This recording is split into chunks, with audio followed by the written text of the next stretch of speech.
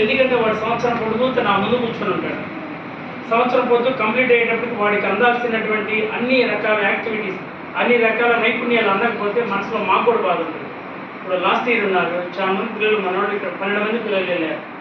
12 మంది పిల్లల్లో అందరికీ కూడా రాయటం, చదవటం, ఇంగ్లీష్లో ఉన్నటువంటి వర్డ్స్ చదవటం, సెంటెన్స్ ఫ్రేమ్ చేయటం, మ్యాథ్స్లో కానీ ఆ నైపుణ్యాలు రావాలని తప్పనబడి చెప్తాం.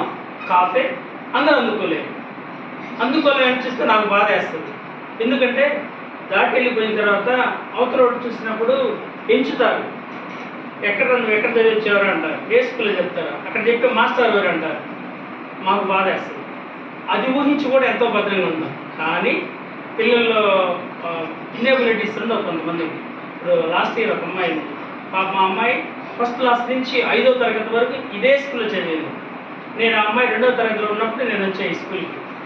2వ తరగతి నుంచి గమనిస్తానే ఉన్నాను. ఆ అమ్మాయికి ఏది చురుకుదనం లేదు. అక్షరాలు 1వ తరగతి నుంచి నేర్పుంటారు. 4, 5 నా దగ్గర 2 సంవత్సరాలు కూర్చున్న అమ్మాయి. అక్షరాలు ఆ దగ్గర నుంచి అమ్మ వరకు ఏబిసిడీలు మొత్తం కంప్లీట్గా కనీసం 100 సార్లు చెప్పుంటాం. ప్రతిరోజు రాపిస్తా అమ్మాయికి. ఇప్పుడు ఆ అమ్మాయి 6వ తరగతి పంపిస్తుంటే ఎంత బాధపడ్డాను నేను, చాలా బాధపడ్డా. వాళ్ళ నాతో కూడా చెప్పాను, ఎందుకు మీ అమ్మాయిని ఇక్కడ చేర్చరాదు, ఎందుకని. ఆయుష్ అని ఉంది ఇక్కడ.